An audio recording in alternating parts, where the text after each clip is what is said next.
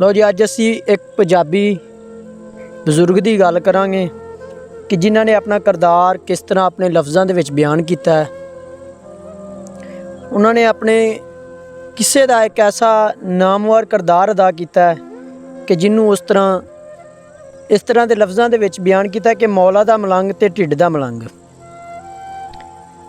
कि जेरम दरिया के दंदे मौलवी अब्दुल मजीद मलंग जिहड़े कि 1909 च पैदा होए तो 1966 च वफात पा गए। मुंडिਆਂ ਨੂੰ कुश्ती के दा ਅਤੇ तैराकी के गुर सिखा रहे सन। इलाके का थानेदार मलंग ਨੂੰ गिरफ्तार करने लई आया तो अंग्रेज़ राज विच अहदे की आकड़ पारों थानेदार अपने नाल आए सिपाहियों ਨੂੰ आखन लगा, इनू हथकड़ियाँ पाओ तो कमिश्नर साहब बहादुर कि अंग्रेज़ की कचहरी विच लै चलो। कि जिहड़ा उस वेले दा अंग्रेज़ हुक्मरान सीगा, कमिश्नर सीगा ते मलंग तिरंग मौज विच सी कि वो अल्लाह दा बंदा अपनी मौज दे विच सी। इस लई उन्हें सिपाहियों नूं आख्या कि ठीक है, मौला दे मलंग नूं लै चलो। अगे थानेदार ने जिस वक्त मलंग दे मूँह ऐ सुनिया तो उहदे कोलों चुप ना रह होया। वो अपनी ताकत के नशे विच बूतरा आखन लगा, मैं भी मौला दा मलंग हाँ। ते थानेदार ने जिस वक्त मलंग दे मूँहों ऐ सुनिया तो उहदे कोलों चुप ना रह होया। वो अपनी ताकत के नशे विच बूतरिया आखन लगा, मैं भी मौला दा मलंग हाँ। ते मलंग ने उहदे वाल जलाली भरी अख नाल वेख्या ते आख्या, नहीं तू मौला दा मलंग नहीं, तू ते ढिड दा मलंग है। मलंग दी यह गल सुन के ते थानेदार दा रवैया होर सख्त हो गया। थानेदार ने सिपाहियों नूं कहा कि छेती नाल इहनूं हथकड़ियां जरा होर कस के लाओ ते साहब बहादुर दी कचहरी विच लै चलो।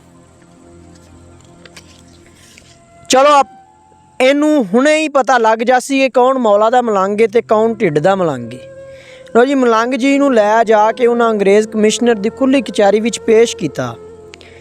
अज तो 35-40 वरे पहलों की गल है जदों जहलम शहर के किन्ने ही बजुर्गों ने अपनी अखीं डिठिया यह वाक़या सुनाया सी कि अंग्रेज़ कमिश्नर ने मौलवी अब्दुल मजीद मलंग नूं फरंगी अंग्रेज़ी राज के खिलाफ तकरीर करन दे जुर्म विच उत्थे खुले आम सज़ा देवन लई सद्दिया सी। अंग्रेज़ कमिश्नर दा बुलडॉग वड्डे मूँह वाला खूनी कुत्ता कि वहशत पारों बहुत ही मशहूर सी। फरंगी इस कुत्ते नूं मुजरमां उत्ते सरेआम छड्ड देंदा ते ओह मुजरमां नूं अपने खूनी जबड़े विच लैके चीड़ पाड़ देंदा।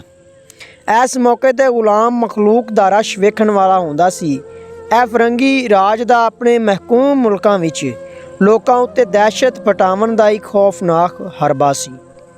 अपने मुल्क विच फरंगी नस्ल के जालम सरमायादार जगीदार ते होर बदकरदार जालम लोग अज भी इहो जे हरबे वरतदे ने। ते मलंग जी नूं खाड़े विच बन्निया गया, कुत्ते नूं छड्डिया गया ते कुत्ता मलंग वाल दौड़िया ते मलंग ने कुत्ते वाल वेख्या ते कुत्ता उसे थां ते ही रुक गया। अपनी खड़ी पूछ दुम नूं हिलांदा वो मलंग दे पैरां विच आके चुपचाप बैठ गया। ते अंग्रेज़ यह सब कुछ वेख रहा सी ते उहनूं डाढ़ा वट चढ़िया ते वह अपनी कुर्सी तो उठिया ते कुत्ते नूं हुश हुश करदा रहा, पर कुत्ता अपनी थां तो ना हिलिया। वो कुत्ता इंज ही उत्थे पूछ दबा के बैठदा रहा जिवें जमीन दे नाल ही चिमट गया होवे। कमिश्नर ने गुस्से विच आके कुत्ते नूं ठुड्ड मारे ते कुत्ता ना उठिया। ते मलंग ने गोरे नूं अंग्रेज़ी विच आख्या कि गोरा साहब, बहादुर है कुत्ता नहीं वड्डेगा, तू आप अगे आ। It will not beat me, better you come ahead. कि अंग्रेज़ी दे विच उन्होंने उन्होंने जवाब दिता। कुत्ते दियां कूवतां सलब होइयां वेख के अंग्रेज़ खौफजदा हो गया। उन्होंने समझ नहीं सी आ रही ते चार चफेरे खड़ी मखलूक भी यह नज़ारा बड़े गौर नाल वेख रही सी। उन्हें थानेदार नूं कहा कि मलंग नूं लै जाओ ते जेल विच बंद कर दिओ। जाहिर है कि सारा मंजर थानेदार दियां अखां दे सामने होया।